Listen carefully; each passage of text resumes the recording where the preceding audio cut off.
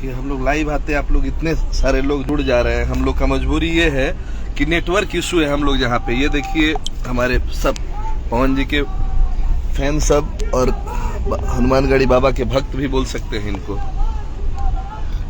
Network issue के चलते आप लोग से बात करते करते बीच बीच में रिकनेक्शन हो जा रहा है। पवन जी का बात कंप्लीट नहीं हो रहा है। नेटवर्क में जाके हम लोग फिर एक बार हम विक्की जी का मोबाइल इसलिए लिए, ये लाइव है तो ये पहले से थे, मुझे पता चला कि ये लाइव है। मैं अपने आप को रोक नहीं पाया। जिंदगी में कभी भी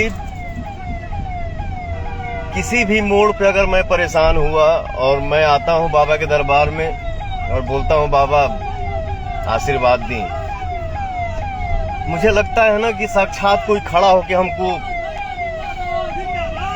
किसी संकट से निकाल दिया।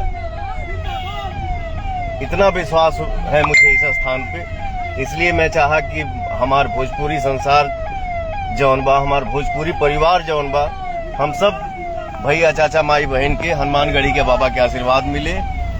यारा जिला में मोहली गांव बा एक ठो, मोहली गांव के बगल में ही हनुमानगढ़ी के बाबा के स्थान बा। तो हम चाहेंगे कि आप लोग भी आके जरूर बाबा का दर्शन करें। जय हो बाबा, जय हो बाबा हनुमानगढ़ी जय।